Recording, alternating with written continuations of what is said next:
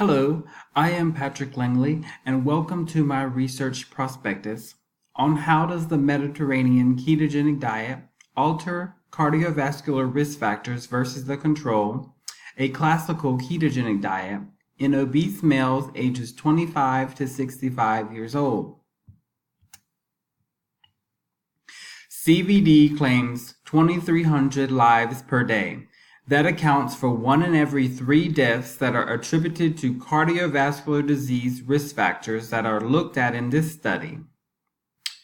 Include high-density lipoprotein, obesity, and the male gender.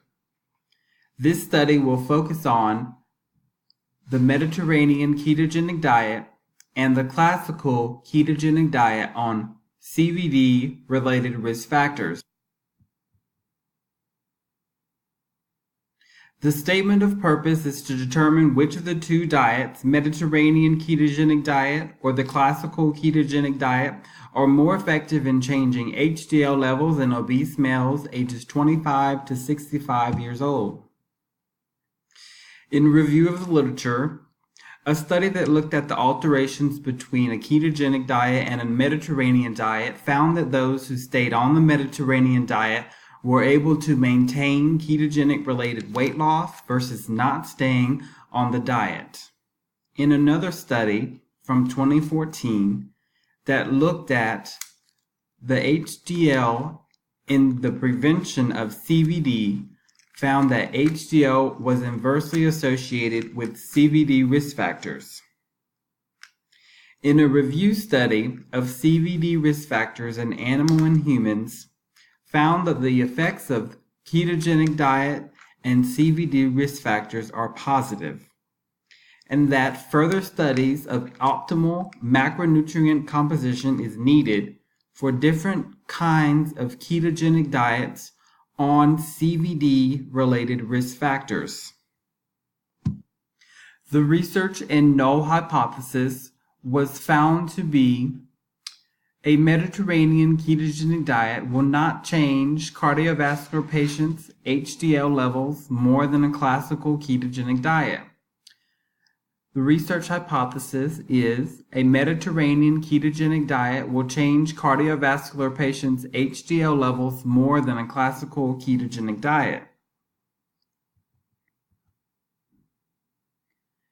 In methodology, the quantitative design will gather continuous interval data specific to HDL cholesterol for the changes in means pre- and post-intervention.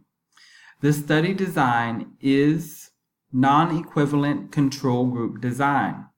For validity purposes, cardiologists at Duke University Medical Center will be requested in partnership for CVD patients to participate in the study as a choice between the two diets.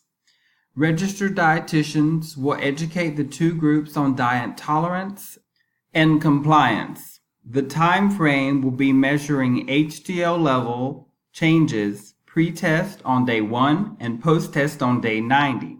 Statistical analysis will look at changes in HDL levels from increasing or decreasing HDL levels. The independent t-test will utilize the variations in how each diet affects the risk factor HDL.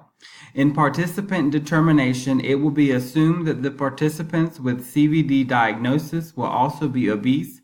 However, criteria for the study will include only males between the ages of 25 to 65 years old with a BMI greater than 30 kilograms per meter squared. The correlation coefficient will be used in both groups to see if the diet is correlated with HDL cholesterol changes in a positive benefit to the participant. There is no conflict of interest at this time. Ethics for human research are acknowledged and considered for the entire research study. Informed consent is provided to the participants before being able to continue the diet intervention that they choose. Gift cards are also mentioned prior to the informed consent in completion of the study at one's best ability and personal free will. Some of the expected findings include previous research of the Mediterranean ketogenic diet is that it will provide greater benefits to HDL cholesterol. As well, it is expected that there will be a correlation between both the CKD and the MKD. The implementation of the study design is that nutrition professionals may implement this diet as dietetic interventions for future treatments of cardiovascular disease, versus that traditional treatment of pharmaceuticals such as statins, blood pressure medication, or other medicines related to CVD. Limitations of the study include consideration of the HDLs increasing because of statins being taken in common treatments of CVD, and it is not considered in participants for exclusion or inclusion. Serum ketone levels were not measured to see if the participants were actually in a ketosis state, as is preferred in ketone levels and ketogenic related diets. To see that the participants are in compliance, this measurement was not taken. Other lifestyle factors such as exercise or physical rehabilitation or habilitation were not considered in effects of study outcome, and therefore could be limitations of this current study. Have a happy and nutritious day.